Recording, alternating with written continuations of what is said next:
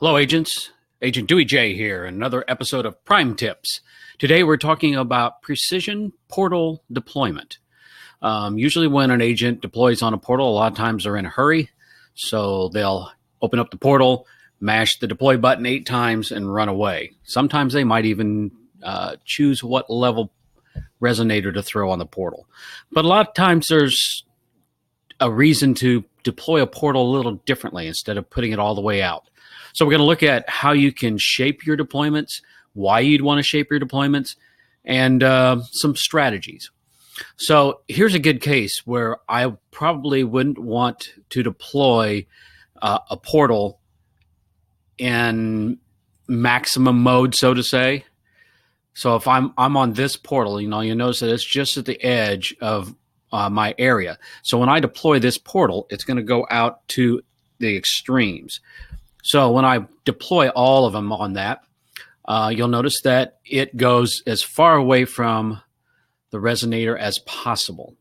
And that's usually good because if an enemy agent is standing here in the center and they throw off a burster, that burster is going to dissipate by the time it gets out there to the edge. So it's not going to be as a hard a strike on that particular resonator. And then they can move out to the edge and do that.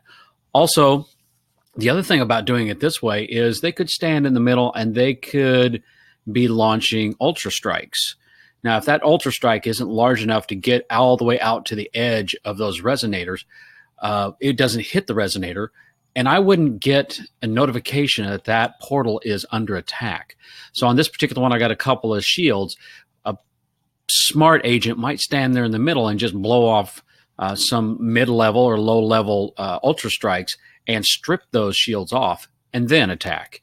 So the other thing with it, putting it at the maximum with this particular one, is if you look here, now then, since this particular portal that I deployed on is so close to other portals, the resonators from the portal that I deployed on is very close to those other portals. So if I deploy on those other portals and someone attacks that other portal, then they're going to get more bang for their buck, so to say, because they're going to be damaging the resonator from this portal at the same time they do that portal. So what you might want to do is you might want to deploy the surrounding portals in tight. And since this is a portal that I'm really interested in, I've shielded it, I might want to make these other portals that are nearby kind of attack portals, so to say. So if I shield one, if I put one in tight, I end up with the resonators really, really close to the portal itself. And you'll notice that to do that, I have to get my avatar or ship right next or on top of that portal when I deploy, and then all those resonators will be really, really close.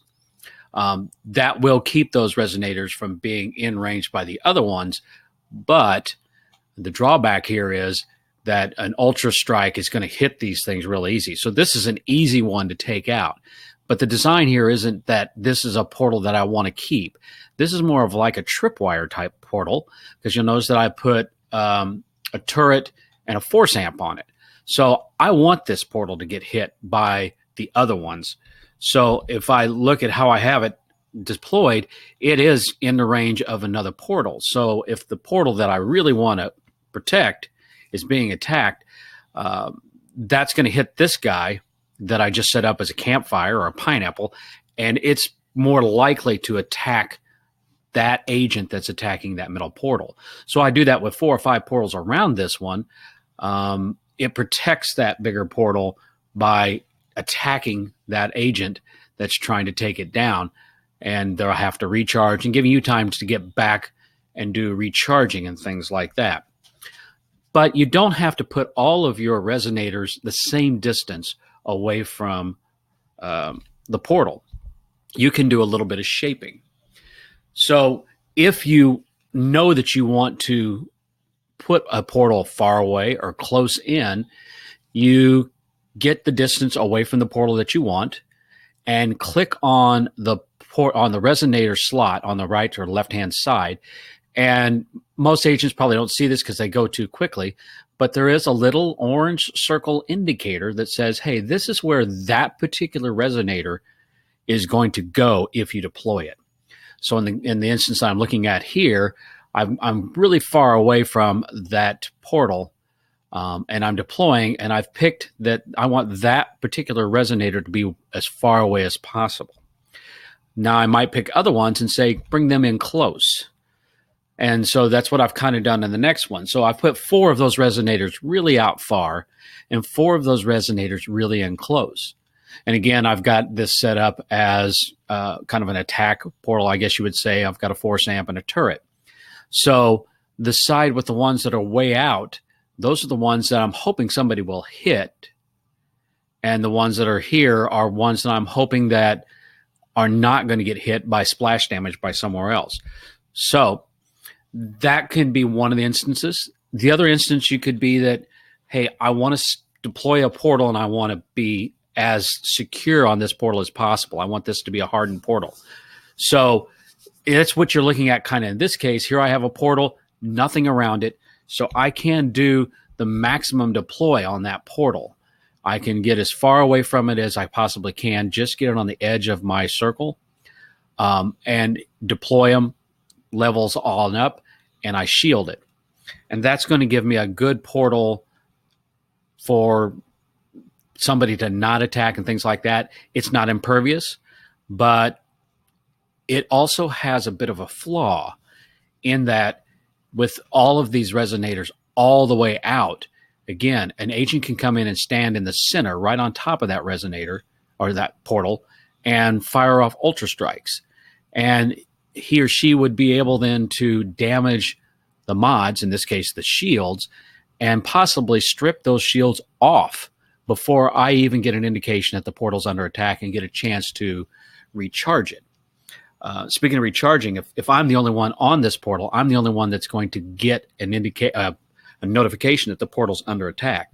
So if you have 2 or 3 agents with you, it might be good to put those 2 or 3 agents on that portal. Again, they can put higher level resonators because you can only put so many on being a single agent, but also they'll get notifications that, hey, this portal is under attack, and they can recharge as you recharge.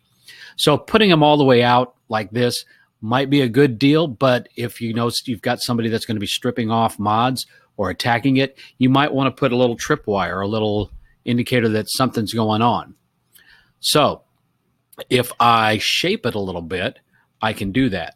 So here I've got an example where I'm doing a deployment, and I've got 7 of the 8 all the way out. And actually, I probably shouldn't have put this one that's up on the road. I probably shouldn't have put that one that far out. But I got 78 all the way out, and it's indicating that the next one would go out here in the middle of the road, the intersection. I don't want to do that. So what I do is I move in closer to the actual portal itself. And now you'll see that when I look at that particular slot, where it's going to end up really, really close. So if I deploy that one there, then whenever someone is standing right on top of that portal and they fire an ultra strike, it's going to hit that one resonator that's in tight. And I will get the notification, hey, this is under attack. And again, if I've got 3 or 4 agents on this, they'll all get the indication that, hey, this portal's under attack.